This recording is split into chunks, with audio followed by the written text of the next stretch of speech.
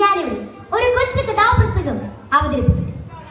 പ്രകൃതി ദുരന്തത്തിൽപ്പെട്ട് ജീവൻ നഷ്ടപ്പെട്ടവർക്ക് ആദരാഞ്ജലികൾ അർപ്പിച്ചുകൊണ്ട് ഞാൻ ആരംഭിക്കട്ടെ. സ്വയം കൃതാനർത്ഥം. ദൈവത്തിന്റെ സ്വന്തം നാടായ കേരളക്കരയുടെ കിഴക്കൻ മലയോര ജില്ലയിലെ ഹരിത മനോഹരമായ ഒരു ഗ്രാമഭൂമിയിലേക്ക് നമുക്കൊന്ന് കടന്നു ചെല്ലാം. കുളിർമഞ്ഞിൻ പുതപ്പണിഞ്ഞ് തലയുയർത്തി നിൽക്കുന്ന മലനിരകൾ, വൻമരങ്ങൾ നിറഞ്ഞു നിൽക്കുന്ന മരക്കാടുകൾ, മാനും മയിലും കുയിലും വിളയാടുന്ന വനപ്രദേശങ്ങൾ, തെളിനീരരുവികൾ, കുന്നിൻ ചെരുവുകളിൽ തീർത്തുതട്ടിൽ വരിവരിയായി നിൽക്കുന്ന തേയിലച്ചെടികൾ, ആഹ്ലാദാരവങ്ങളോടെ പാട്ടുപാടി തേടുന്നുള്ളുന്ന ആദിവാസി പെണ്ണുങ്ങൾ. അവർ പാടുകയാണ്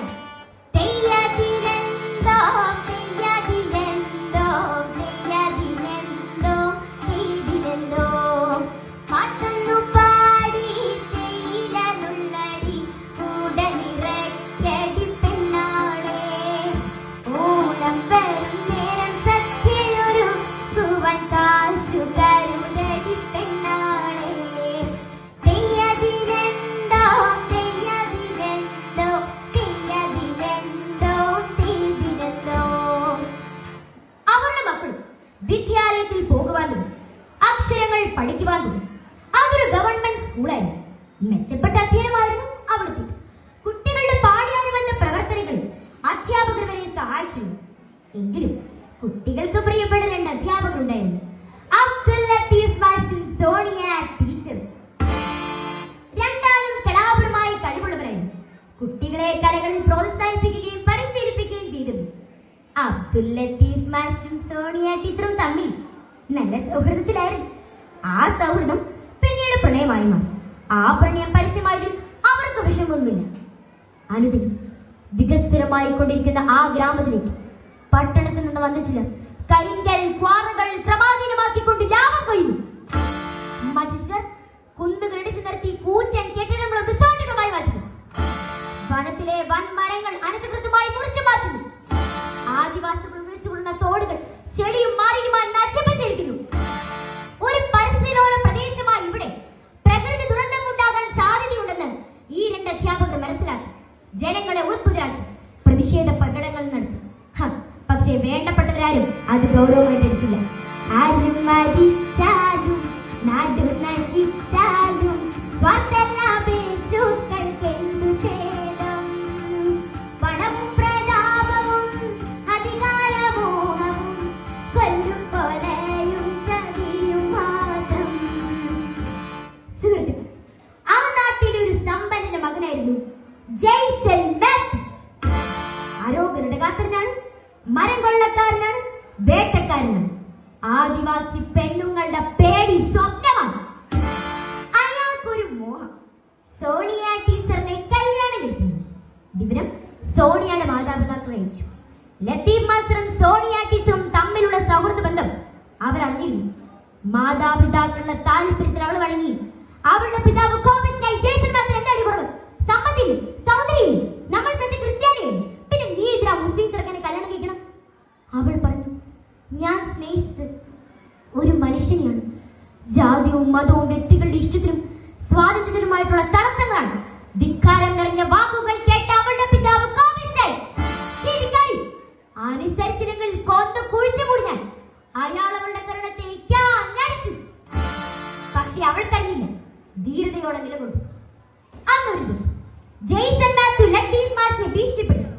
ലത്തീഫ് മാഷി, മര്യാദക്കെങ്കിൽ മര്യാദയ്ക്ക് സാറ് സ്കൂളിലെ കുട്ടികളെ പഠിപ്പിച്ചാൽ മതി. സാമൂഹിക കാര്യങ്ങളൊന്നും സാർ ഇടണ്ട. അനുസരിച്ചില്ലെങ്കിൽ കൊന്നു കുഴിച്ചു മുടിഞ്ഞാൽ. ഭീഷണി വേണ്ട ജെയ്സൺ. ഞാൻ സത്യത്തിനും നീതിക്കും സാമൂഹ്യ നന്മയ്ക്കും വേണ്ടി തന്നെ പോരാടും. അത് എന്റെ കടമയാണെന്നാണ് എന്റെ വിശ്വാസം. ഭീഷണികൾ പലവിധ അനവധിയുണ്ടായിട്ടും മുട്ടുമടക്കാൻ കൂട്ടാക്കാതെ ശിരസുയർത്തി നെഞ്ചു വിരിച്ചു മനുഷ്യകുലത്തിനു രക്ഷയ്ക്കായി ധീരതയോടെ നയിച്ചിടുന്നു മാനവനൊരുവൻ. അന്നൊരു ദിവസം രാവിലെ മുതൽ കുറേശ്ശെയായി മഴ പെയ്തു. പക്ഷേ പിറ്റേ ദിവസം ചെയ്യാനുള്ള പല കാര്യങ്ങളിലും ആളുകൾ സ്വപ്നം കണ്ടു കിടന്നു. നാളെ പുലരുമ്പോൾ സൂര്യനു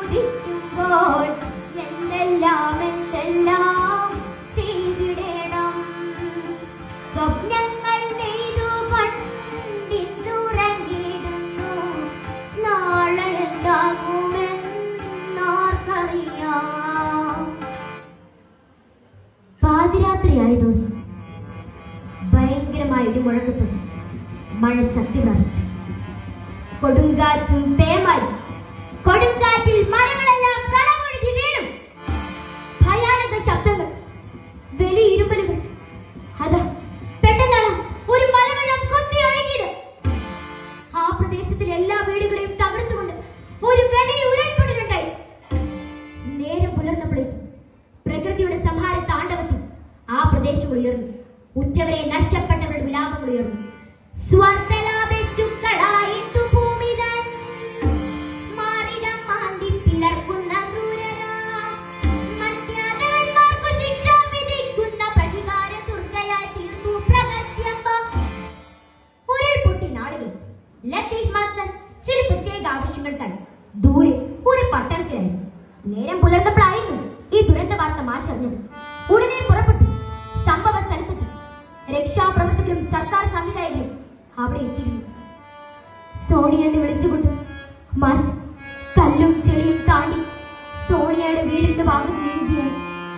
അതാ കല്ലുകൾക്കിടയിൽ ഒരു മനുഷ്യരൂപം. ആ ശരീരം ചലനമറ്റു. കല്ലുകളെടുത്ത് മാറ്റി നോക്കിയപ്പോൾ അത് മറ്റാരുമല്ലായിരുന്നു, തന്നെ കൊന്നു മണ്ണിനടിയിലാക്കുമെന്ന് പറഞ്ഞ ജെയ്സൺ മാത്യുവിന്റേതായിരുന്നു. ആ കണ്ണുകൾ ദയനീയമായി തന്നെ നോക്കുന്നുണ്ടെന്ന് മാസ്റ്റർക്ക് തോന്നി. ഉടൻ രക്ഷാപ്രവർത്തകരോടൊത്ത് ആസ്പത്രിയിൽ എത്തിച്ചു. ജീവൻ പണയം വെച്ച് രക്ഷാപ്രവർത്തനം നടത്തുന്ന ധാരാളം മനുഷ്യ സ്നേഹികൾ അവിടെ ഉണ്ടായിരുന്നു. ഇല്ല, നന്മ ഒരിക്കലും നശിക്കില്ല. ഇല്ല, നശിക്കില്ല നന്മയൊരിക്കലും. മാനവ സ്നേഹം മരിക്കില്ല ഒരിക്കലും.